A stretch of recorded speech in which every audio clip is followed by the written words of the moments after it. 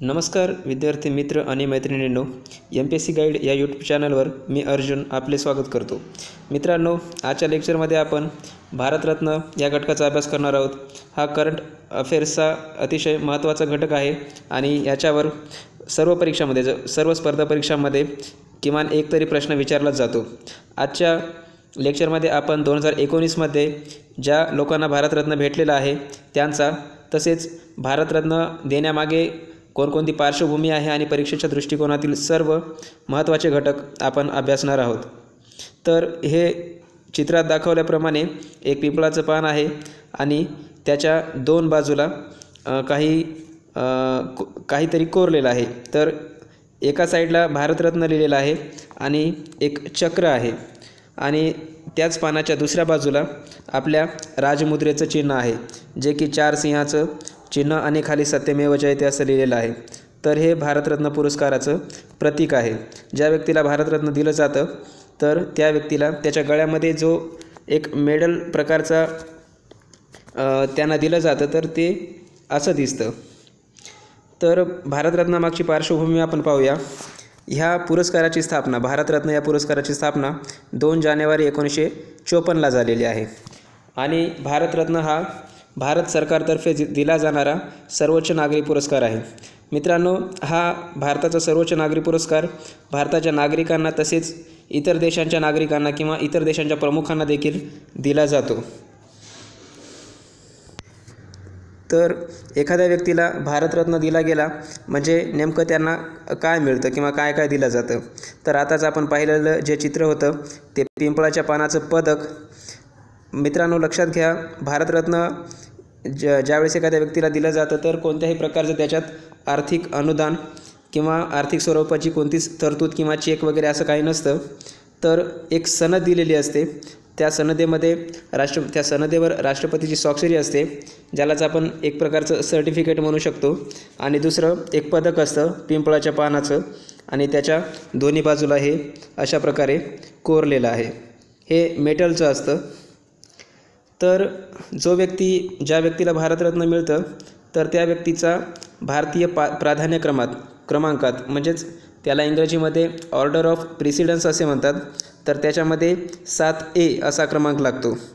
मित्रांनो, लक्षात घ्या, भारतीय प्राधान्य क्रमांकात पहिला क्रमांक राष्ट्रपती, दुसऱ्या क्रमांकावर उपराष्ट्रपती, तिसऱ्या क्रमांकावर पंतप्रधान। तर अशा प्रकारे ते एक ऑर्डर ऑफ प्रेसिडेन्स आहे, म्हणजेच एक प्राधान्यक्रम आहे।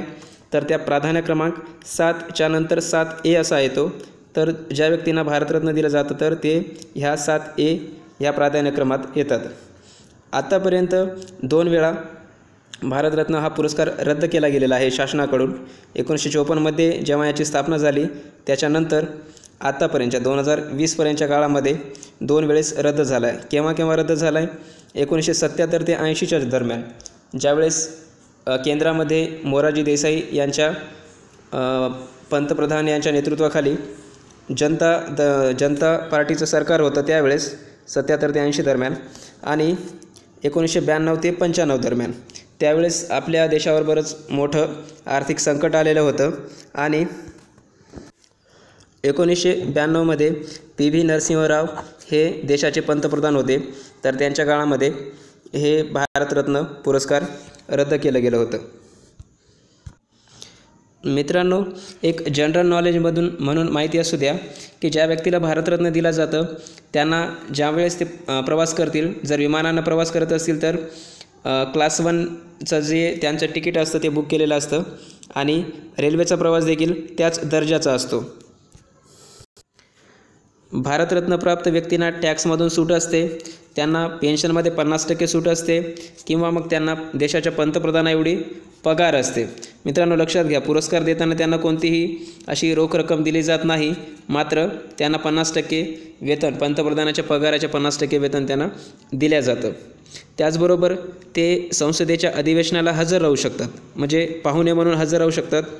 भारतरत्न प्राप्त झालेल्या व्यक्तीला झेड सुरक्षा पुरवलेली जाते। त्याचबरोबर ते आपल्या देशात ज्यावेळेस प्रजासत्ताक दिवसाचं खूप मोठं असं कार्यक्रम 26 जानेवारीला आयोजित केलं जातं, तर त्याचे सरकारतर्फे ते प्रमुख अतिथी असतात, म्हणजे सरकार त्यांना इन्व्हाइट करतं, पाहुणे म्हणून. आता सर्वसामान्य लोकांना सरकार इन्व्हाइट करत नाही. आता आपल्याला सरकार लेटर लिहून पाठवत नाही की तुम्ही प्रजासत्ताक दिनाला येऊन उपस्थित राहा. मात्र जे व्यक्ती भारतरत्न प्राप्त आहेत त्यांना सरकार तसं इन्व्हिटेशन देतं. त्याचबरोबर त्या भारतरत्न प्राप्त व्यक्तीच्या नातेवाईकाला सरकारी नोकरी देखील दिली जाते. आता काही महत्त्वाचे घटक आपण पाहूयात. मित्रांनो, आतापर्यंत म्हणजे 2020पर्यंत 2019लाच भारतरत्न काही व्यक्तींना दिले गेलेले आहेत, ते आपण पाहणारच आहोत. तर 2020पर्यंत एकूण 48 लोकांना भारतरत्न दिले गेलेलं आहे. आतापर्यंत एकूण 5 महिलांना भारतरत्न दिलं गेलं आहे. त्या कोणत्या? Indira Gandhi, Mother Teresa, Aruna Asaf Ali, MS Subbulakshmi आणि लता मंगेशकर. मित्रांनो, पंतप्रधान म्हणजे भारतरत्न प्राप्त पंतप्रधान कोणकोणते होते आणि किती होते ते? तर एकूण 7 पंतप्रधानांना आतापर्यंत भारतरत्न दिला गेलेला आहे. ते कोण होते? पंडित नेहरू, लाल बहादूर शास्त्री, इंदिरा गांधी, मोरारजी देसाई, गुलझारीलाल नंदा, राजीव गांधी, अटल बिहारी वाजपेयी. मित्रांनो, गुलझारीलाल नंदा यांनी ॲक्टिंग प्राईम मिनिस्टर म्हणजेच कार्यवाहक म्हणून, थोडक्यात म्हणता येईल की टेम्पररी पंतप्रधान म्हणून त्यांनी काम केलेलं होतं.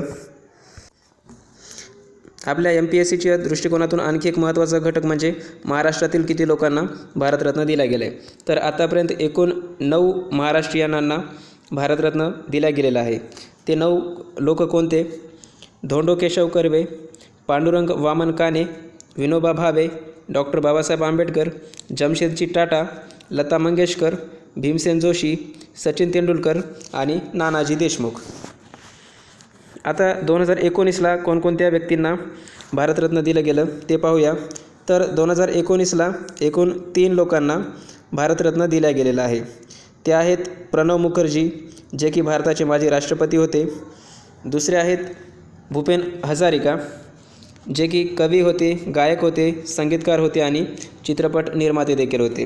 त्यांना मरणोत्तर भारतरत्न दिला गेलेला आहे. आणि तिसरे होते नानाजी देशमुख.